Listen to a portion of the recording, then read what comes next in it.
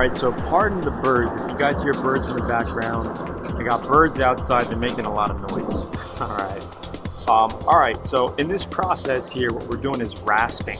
Okay, now you can cut a lot of time off your body work if you start learning how to rasp. Okay, and you always want to rasp from the outer body edge. You see, I'm starting to knock off all the high Bondo, the body filler spots with the rasp here. Okay, so start with the outside of the body panel, the flat part of the body panel, and work your way in toward the inside.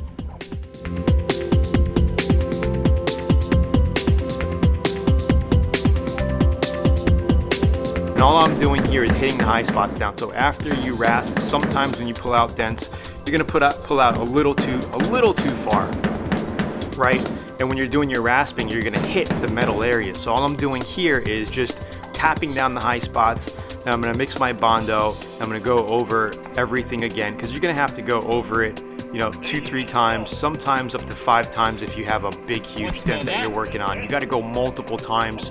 So this is a little trick that us body guys do. We put tape on the back of these sanding papers here, because if you don't, they start to rip on the corners when you're using the straight line sander here. All right, so what we usually do is put a strip of duct tape if you have it, or a couple of strips of your basic 3/4 inch tape, and then put it on your straight line sander just like that. And what I like about the straight line sander is that it's nice and flat and you can cut down pretty well. We're using a 40 grit paper here.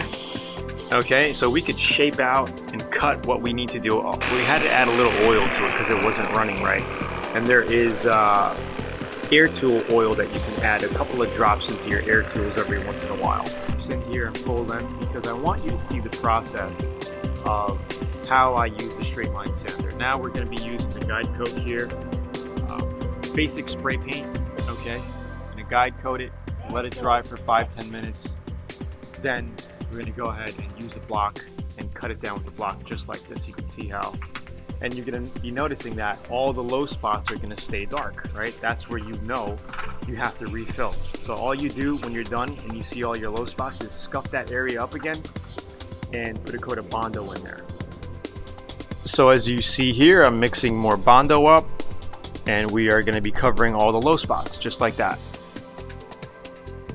Okay, you work it little by little, and you get your body work done.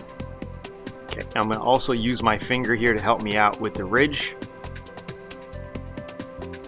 It's basically an art, once you get down and you understand how it all works, it's basically art, sculpting.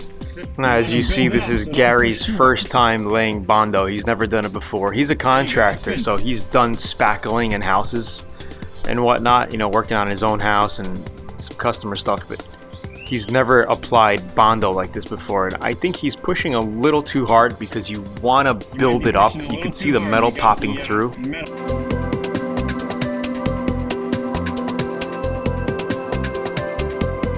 Here we got our little second coats of touch-up Bondo here around so we're just trying to sand off all the clear, get everything feathered out.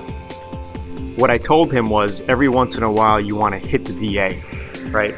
Turn it on, hit it, whack it, get the dust off, and then continue sanding, because it cakes up in the sandpaper once in a while. Now we're just going to mask off all these sections where we don't want to sand, just to get an idea, and then we're going to shape it with our guide coat, block it down, and there's our dent, nice and fixed. So I'll see you in the next sections, and I purposely leave these long so you can see the process of the complete body work. All right, thanks, bye-bye.